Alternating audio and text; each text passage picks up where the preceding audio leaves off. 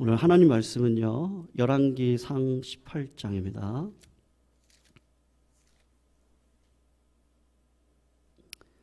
20절에서 24절까지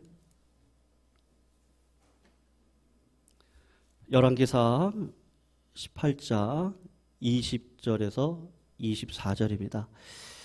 오늘 3월 중순부터 시작되어진 이 믿음에 관해서 오늘은 하나님의 뜻과 믿음의 연관성이 무엇인지 오늘 본문을 통해서 살펴보는 시간을 갖도록 하겠습니다.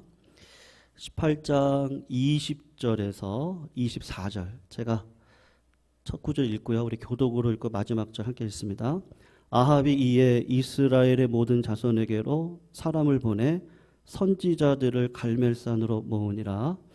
엘리야가 모든 백성에게 가까이 나아가 이르되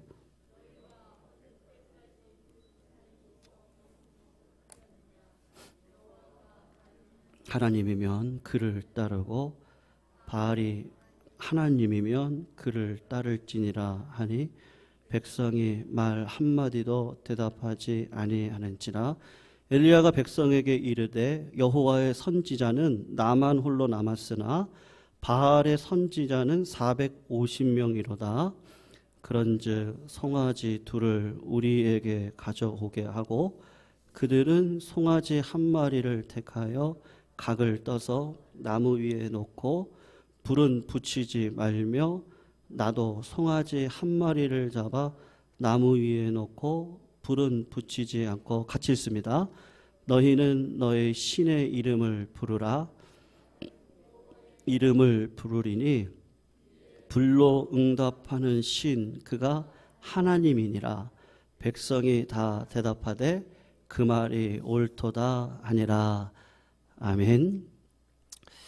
오늘 본문 말씀 유명한 말씀이고 엘리야에 대한 이야기인데 엘리야 시대의 왕이 아합이고 그의 아내가 이세벨입니다.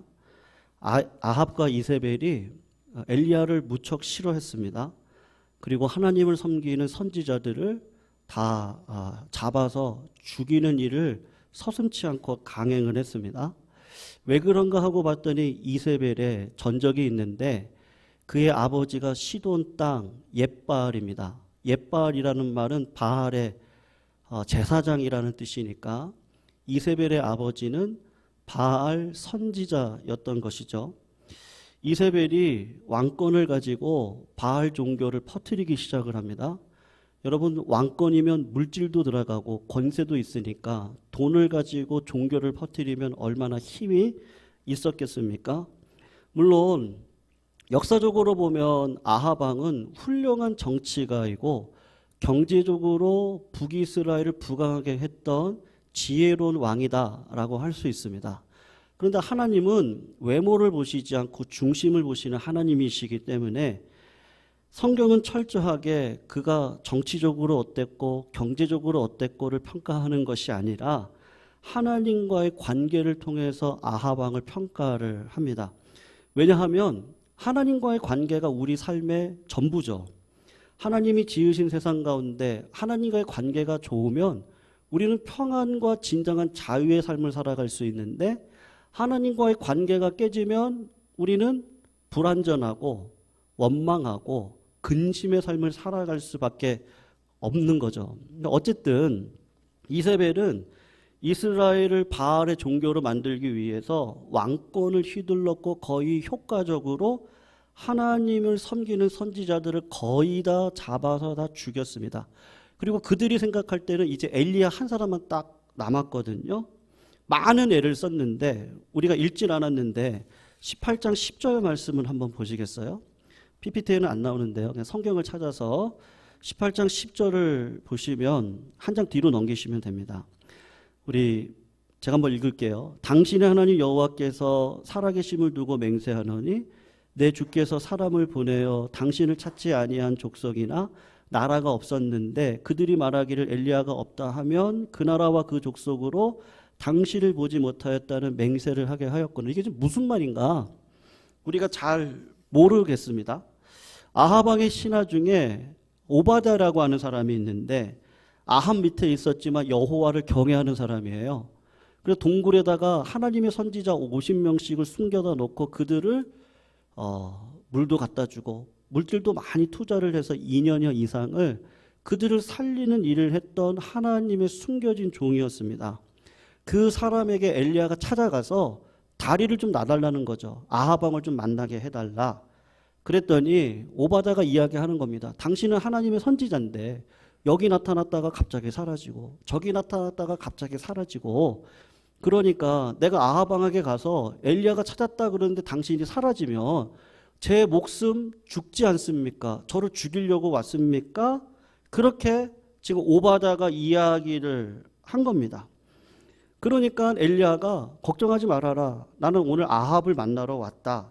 주선을 해라. 그래서 18장 16절 말씀을 한번 보세요. 오바다가 가서 아합을 만나 그에게 말하며 아합이 엘리야를 만나러 가게 되는 것이죠. 그리고 17절에 엘리야를 보고 아합이 했던 말이 있습니다. 뭐라고 이야기를 합니까? 우리 17절은 같이 한번 읽어볼게요. 17절 말씀 있습니다. 시작. 엘리야를 볼 때에 아합이 그에게 이르되 이스라엘을 괴롭게 하는 자가 너냐? 아합이 엘리야를 보자마자 뭐라 그래요? 너 때문에 우리나라가 힘들다. 그렇게 이야기를 하면서 이스라엘을 괴롭히는 자다. 3년 6개월 동안 비가 오지 않았는데 왜 안 왔다고 아합은 생각을 하는 거예요? 아내와 내가 잘 섬기고 있는 바알을 통해서 우리가 비가 내려야 되는데 너 때문에 바알을 섬기지 못하고 바알의 축복을 받지 못하고 있다. 그러니까 엘리야 네가 우리를 괴롭게 하는 자가 아니냐라고 지금 이야기를 하는 겁니다. 그러니까 엘리야가 18절을 보세요. 뭐라고 이야기를 하면 그가 대답하되 내가 이스라엘을 괴롭게 한 것이 아니고 뭐라고 하죠? 당신과 당신의 아버지의 집이 괴롭게 했다. 그 이유가 뭐냐면 여호와의 명령을 버렸고 당신이 바알들을 따랐기 때문이다라고 분명하게 엘리야가 이야기를 하고 있습니다. 성도님들, 이 나라의 어려움은 누구로부터 있는 거예요? 아합입니까? 엘리야입니까? 지금 서로 지적을 하고 있어요. 우리가 이 땅을 살아가면서 이런 가치 충돌의 상황 가운데 사실은 우리가 살아가고 있습니다.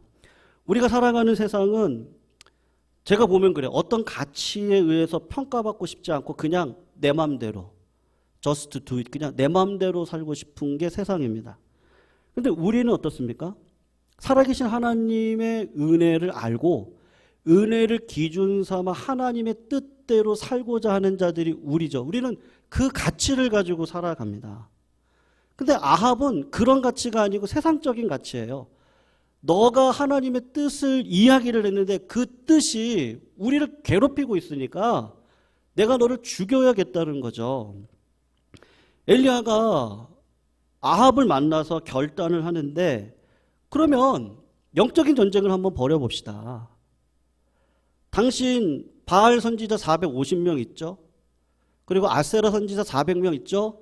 850명 데리고 한번 1대 850으로 갈멜산에 만나서 우리가 한번 영적인 전쟁을 벌여보고 불을 내리는 하나님이 진짜 신인데 불을 하나님이 내리시는지 바알이 내리는지 한번 우리 증명해 봅시다.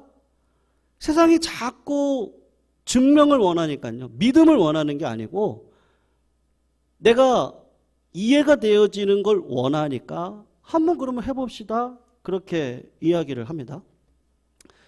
근데 여러분 여기서 이해할 수 없는 상황이 한 가지가 있습니다. 그게 뭐냐면 아합은 엘리야를 죽이려고 쫓아다녔거든요. 그러면 죽이면 돼요. 근데 왜 안 죽이죠? 엘리야가 영적인 전쟁을 벌입시다. 그렇게 제안을 하니까 아합 왕이 수락을 해요. 그냥 죽이면 되는데 수락을 하고 영적 전쟁의 대결을 허용합니다. 그래서 오늘 19절 말씀을 보세요. 그런즉 사람을 보내온 이스라엘과 이세벨의 상에서 먹는 바알의 선지자 450명과 아세라 선지자 400명을 갈멜산으로 모아 내게로 나오게 하시오. 엘리야가 이야기를 했더니 그냥 죽이면 되는데 아합이 20절을 한번 보세요. 이에 이스라엘의 모든 자손에게로 사람을 보내 선지자들을 갈멜산으로 모았습니다. 희한해요. 갈멜산으로 모든 백성을 모으라고 광고를 하고 바알과 아세라 선지자도 오라고 이야기를 합니다. 그냥 죽일 수 있는데. 왜 그러겠습니까? 고대 사회에서 오랫동안 비가 오지 않으면 백성들이 힘들어지죠. 곤란해지죠. 살려고 노력을 합니다. 그러다가 어떻게 하죠? 누구에게 책임을 돌립니까? 왕이거든요. 지금 정권이 바뀌고 갤럽 조사를 했는데 또 올라가요. 또 반대편은 내려갑니다. 계속해서 갤럽 조사를 해요. 조사를 해서 지도자가 잘하는지 못하는지. 세상은 그렇거든요. 그러니까 3년 6개월 동안 비가 오지 않았어요. 얼마나 힘들었겠어요. 우리나라도 시작이죠. 지금 뭐 기름값 올라가죠. 식용유값 올라가지, 밀가루 올라가지, 고금리, 고물가, 고환율인데요. 이제 힘든 날만 남았어요. 그것을 3년 6개월을 했다고 생각을 해보십시오. 그러면 이스라엘 백성들이 지금 어떤 마음을 갖고 누구에게 책임을 전가하고 싶어서 자꾸 누구를 보겠어요? 자꾸 왕을 보는 거예요. 엘리야를 죽이면 되는데 이거 잘 됐다.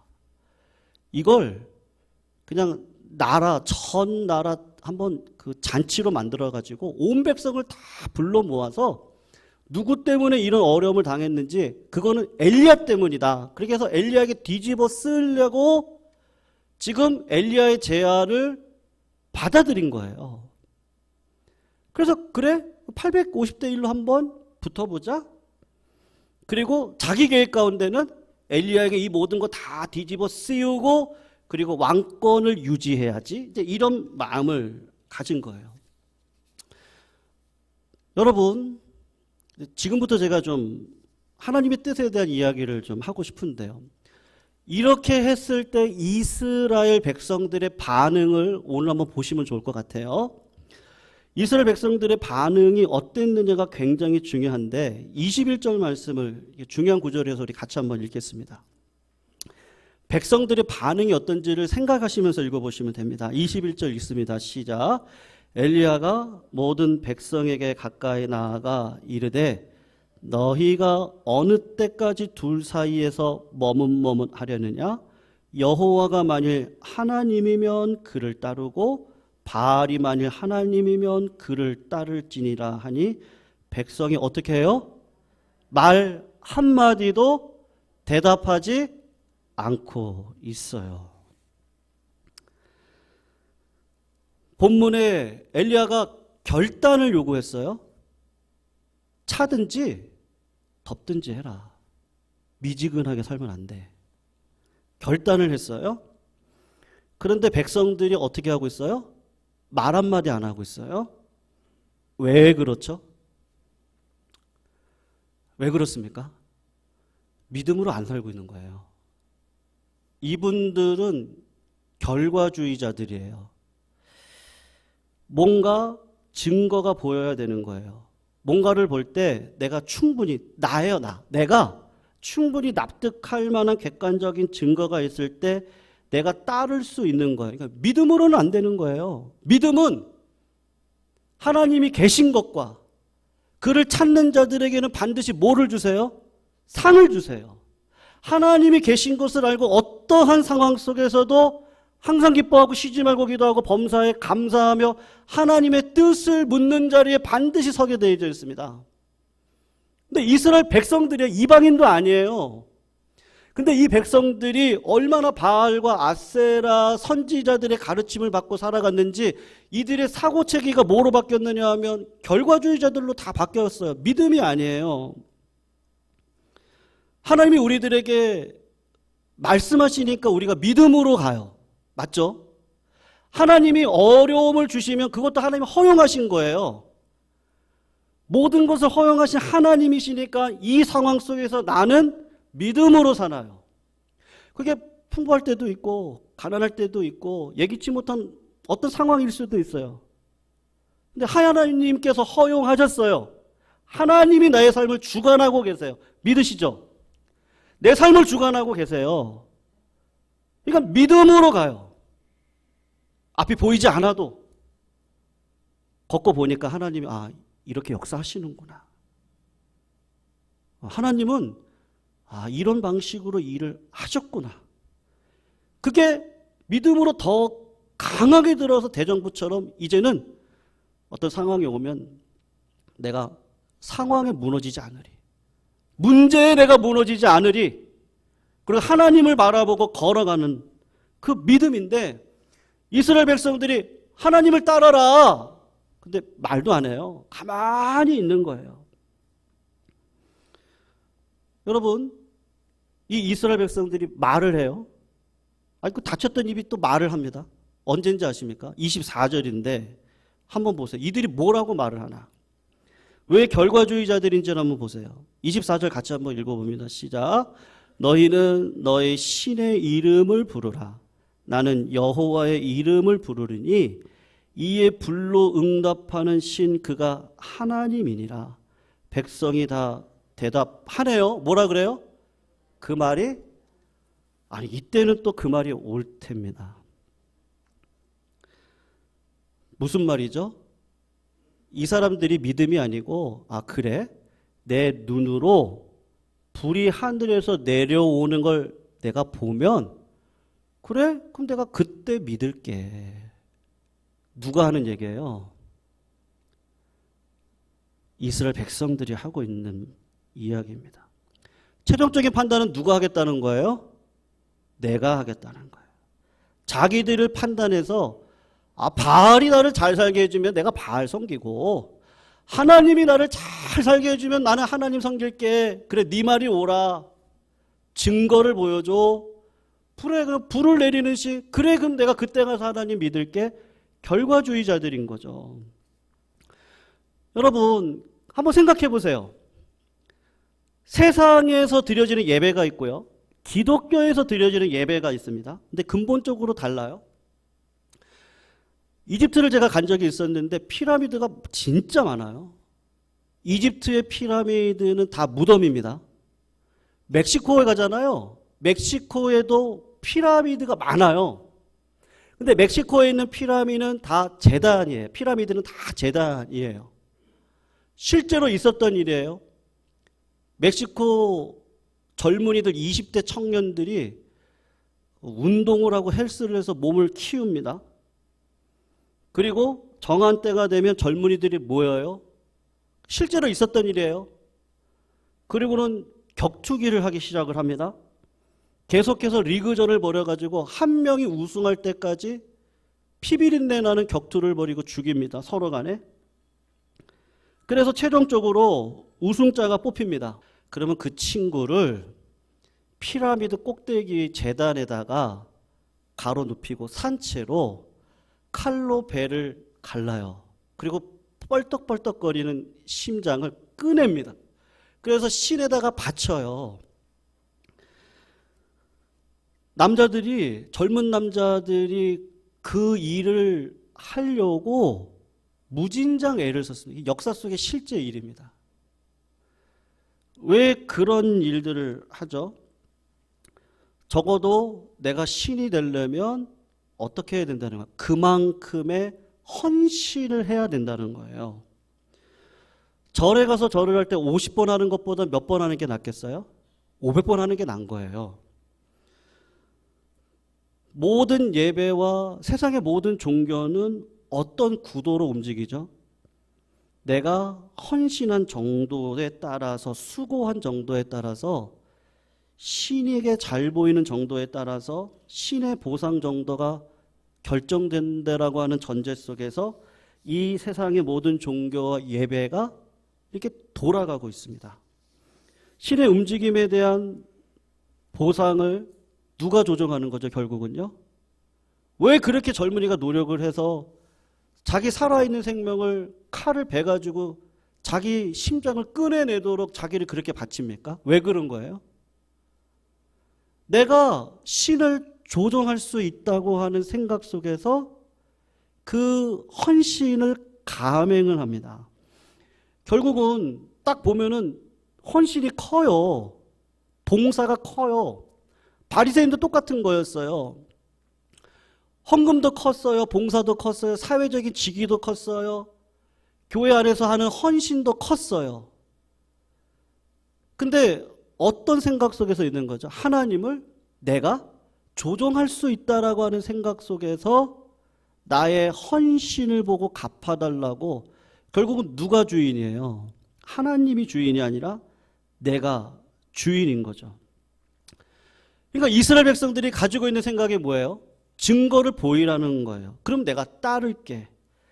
다시 이야기를 하면 객관적인 증거가 보일 때, 그러니까 내가 판단했을 때 내가 그게 따를 만하다고 생각을 하면 그분이 하나님이 되는 거예요.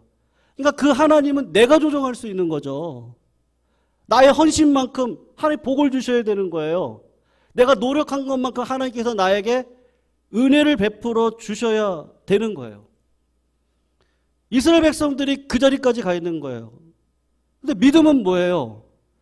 바라는 것들의 실상이고 보지 못하는 것들의 증거인데, 그렇게 말씀하신 분이 하나님이니까요. 하나님이 이 자리에 나를 두셨으니까 안 될 것 같아도 가는 거죠. 힘들어도 가는 거죠. 그러면 하나님이 반드시 좋은 길로 열어주실 것이고 피할 길을 주실 것이고 감당할 수 있으면 감당할 힘을 주실 것이기 때문인 것이죠. 여러분, 지금 이스라엘 백성들은 어느 순간 기독교가 아니고 종교화가 되어져서 이스라엘 백성들이 바울의 종교에 물들어서 내가 열심히 수고하고 노력하고, 그래서 어떻게 해요? 칼로 몸을 막 베입니다. 그리고 문란한 짓을 막 해요. 그렇게 해야 하나님이 나에게 복을 주실 거라고. 그 하나님을 나의 노력으로 주장을 하고 있는 이스라엘 백성들의 영적인 현실이 있는데, 딱 들어가서 보니까 뭐가 없는 거예요? 믿음이 없어요. 그리고 뭐가 없는 거예요? 하나님의 뜻에 대해서는 관심이 없어요. 성도님들, 부모님의 은혜를 알면요, 그 은혜가 나를 강권해서 부모님을 섬기는 자리에 가게 합니다. 우리가 성도 간의 사랑도 마찬가지인데요. 그 은혜를 알면 그 은혜가 나를 강권해서 하나님의 뜻의 자리에 나를 세워가시고, 그리고 그 자리에서 열매를 맺도록 나를 이끌어 가시더라고요. 제 개인적인 경험인데요. 20대부터 고민했던 기도 제목이 있었습니다. 그게 뭐냐 하면, 하나님, 나를 향한 하나님의 뜻은 뭐예요? 하나님, 나를 향한 하나님의 뜻은 뭐예요? 20대 때 기도했거든요. 20년 기도했습니다.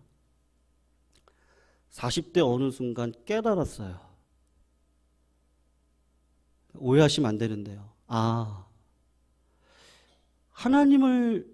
하나님께서 나를 향한 뜻은 없구나. 제가 그걸 깨달았어요. 하나님께서 나를 향한 뜻은 없구나. 하나님, 나를 향한 뜻은 뭐예요? 자꾸 이기적으로 물어보는 거예요. 이기적으로. 하나님, 내 뜻이 이런 뜻이 있는데 하나님 이거 해주셔야 되는 거 아니에요? 그걸 나를 향한 뜻이라고 자꾸 제가 하고 있더라고요. 그렇게 하다가 나를 향한 뜻은 없고 하나님의 나라와 의와 뜻은 있구나. 제가 그걸 깨달았습니다. 항상 인생의 초점이 나였어요. 하나님, 하나님, 우리 교회, 우리 가정, 내 자녀. 오해하시면 안 돼요. 일용할 양식을 구하시는 거 맞습니다. 근데 어느 순간 하나님의 은혜를 알아가는 순간, 나를 향한 뜻은 아니었구나.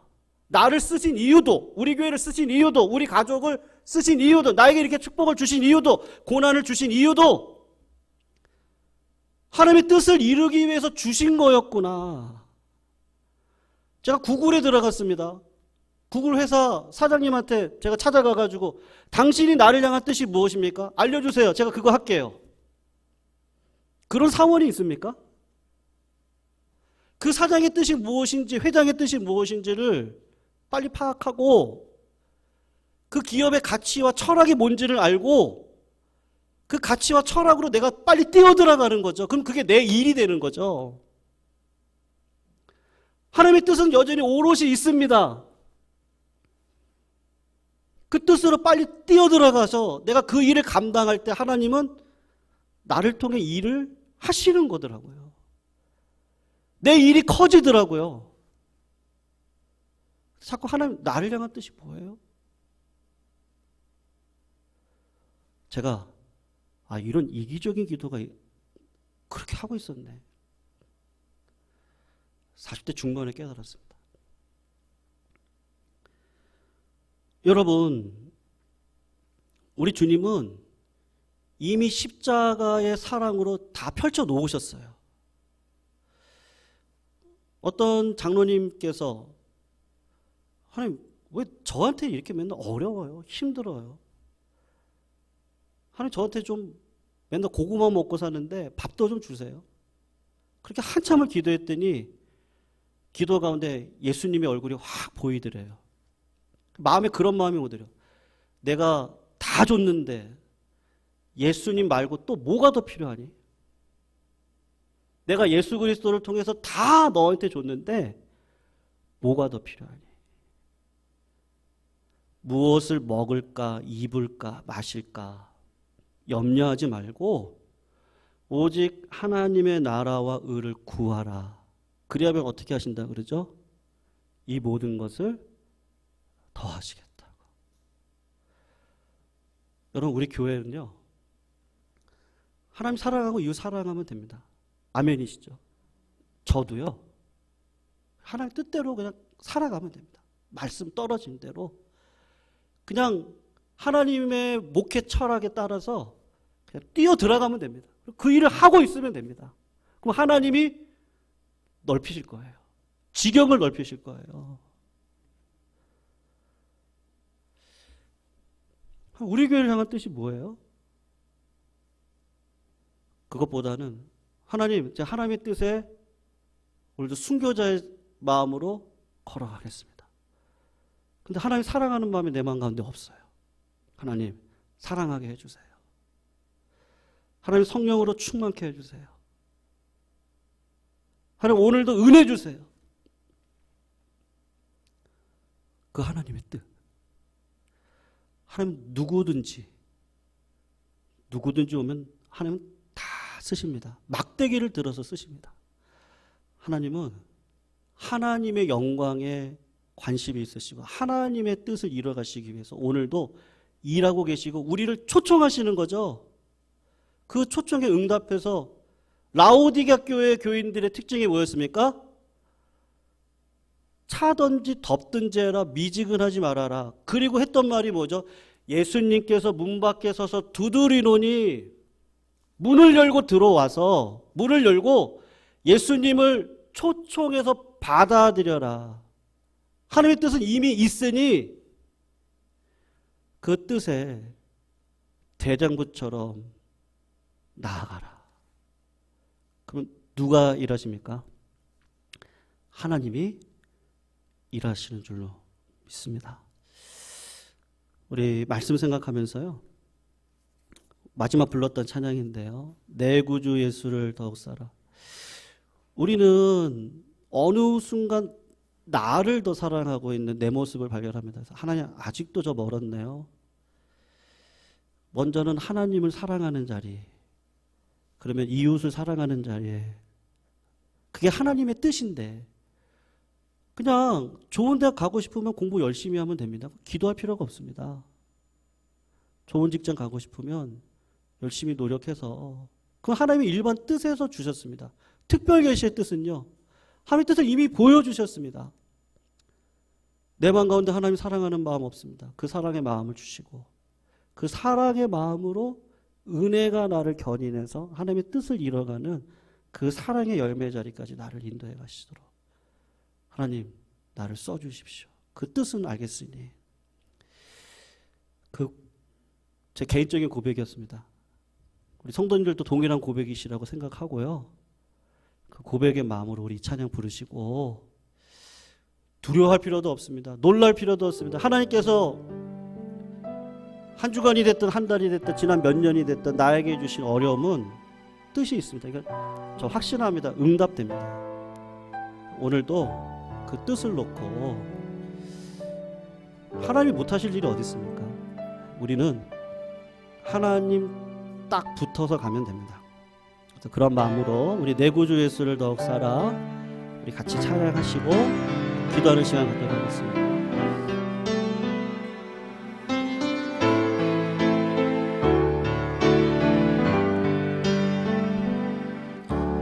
내 구주 예수를 더욱 사랑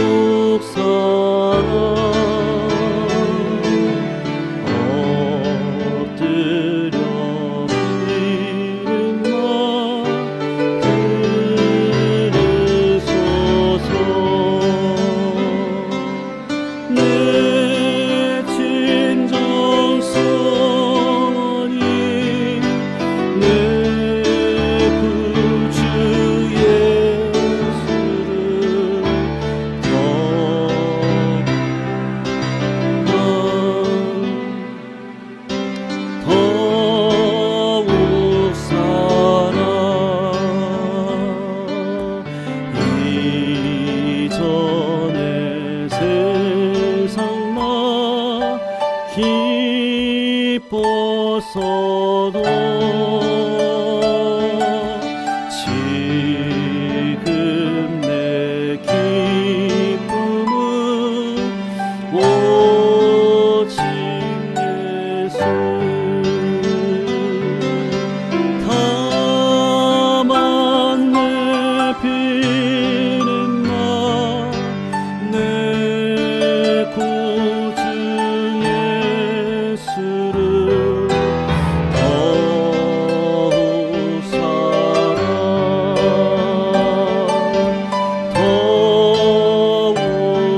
살아 이 세상 떠날 때 이 세상 떠날 때 찬양하고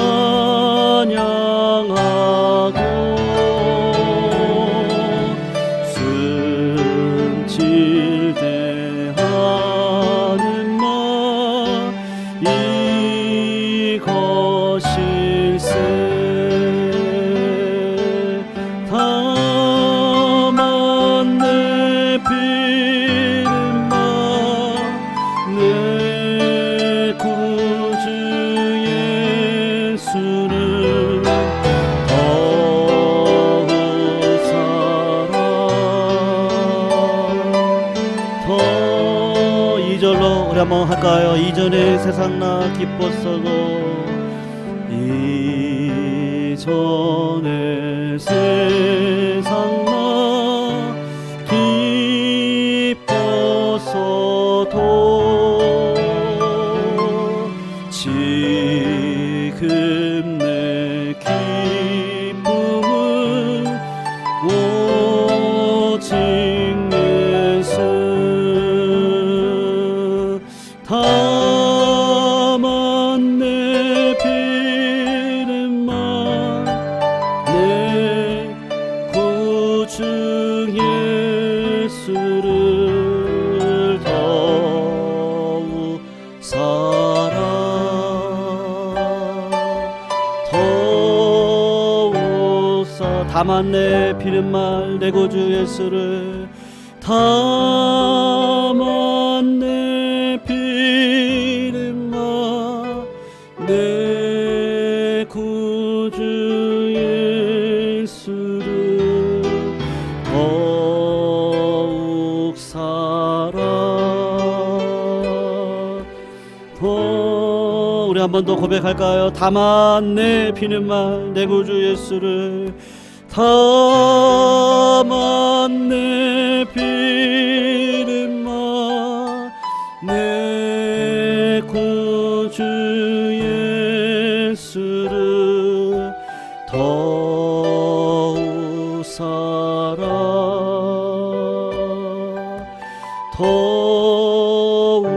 웃어라. 우리 주님 작은 일에 충성하라 하셨는데요, 우리 임 장로님 테니스를 정말 잘 치시거든요. 누가 뭐 하라고 해서 하는 게 아니고 사랑하니까 그걸 하다 보면 관계가 넓어지고 아는 사람들이 많아지고 그러는 것 같습니다. 그런 것처럼 그냥 하나님 사랑하면 그 사랑하는 자리를 통해서 하나님이 영권도, 인권, 물권, 유권, 하나님은 주실 수 있는 분인 줄로 압니다. 근데 우리가 하나님 나라에 뛰어들어가 우리에게 주시는 부담감이 있거든요.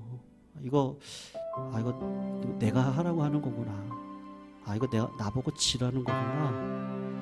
그게 참 작은 일인 것 같은데, 뭐 말 한마디, 태도 한마디, 한 걸음 한 걸음을 우리가 주님 사랑하면 주님이 나한테 목자의 음성을 들려주시고 그 음성을 따라서 기도하라고 하는 거구나, 부르짖으라고 하는 거구나. 그때그때 순종해서 살아가면 하나님께서 나라와 의를 위해 우리를 막대기가 그 손에 붙들려 홍해를 가르는 이런 막대기가 내가 됐네. 지렁이 같은 야곱이 이스라엘 같은 나라로 바뀌었네.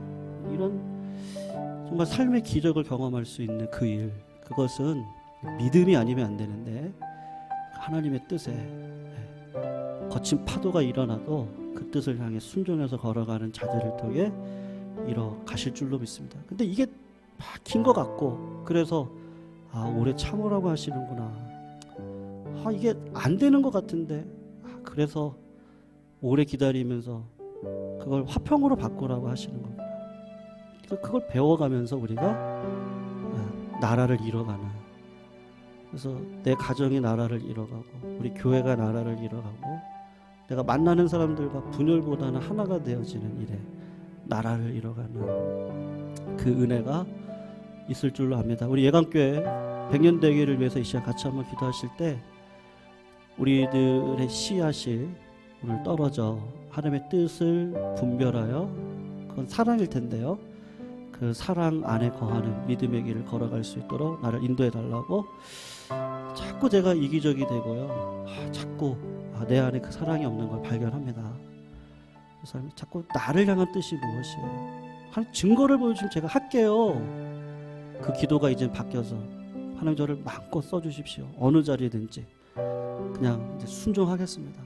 하나님 말씀해 주십시오. 그런 자리에 서실 수 있는 우리 성도님들이 다 되셨으면 좋겠습니다. 오늘도 기도하면서 우리 각자에게 주신 소명과 사명과 비전이 있는데 그것을 발견해서 합력하여 선을 이루어 주의 나라를 세워가는 일에 우리가 힘쓰고 애쓸 수 있도록 역사해 달라고 시간 같이 한번 기도하시면 좋겠고요.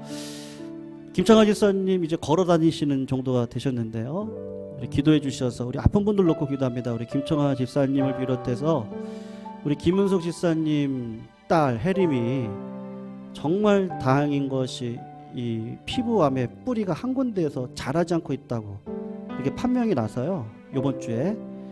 그래서 한 달간 집중 치료해서 그 뿌리를 뽑아내는 것을 한다고 합니다. 그래서 우리 성도들 많이 기도해 주셨잖아요. 그래서 오늘 그런 좋은 소식을 듣게 된 줄 알고 육신이 연약한 성도들이 계십니다. 제가 늘 강조합니다. 왜냐하면 육신이 연약하신 분들은 만나서 보면 진짜 절망이고 한숨입니다. 그래서 꼭 기도해 주셔야 됩니다. 특별히 육신을 놓고는 꼭 기도해 주셔서 생각나시는 분들을 위해서 간절히 기도해 주시고, 그리고 우리 교회가 전도와 선교의 사명을 잘 감당할 수 있는 교회로 하나님 큰 나무 되게 해주세요. 근데 씨앗부터 시작되어지는데 어릴 적 씨앗부터 주의 은혜가 뭔지, 성령이 뭔지, 기도의 맛을 알아 우리가 하나님이 주시는 족족 그 은혜 받아 먹어 큰 나무로 성장할 수 있도록 은혜 베풀어 달라고 시간 같이 한번 기도하십니다. 우리 주여 한번 크게 한번 외치시고 부르짖는 기도로 하나님 앞에 나아가도록 하겠습니다. 주여 한번 외치시겠습니다. 주여,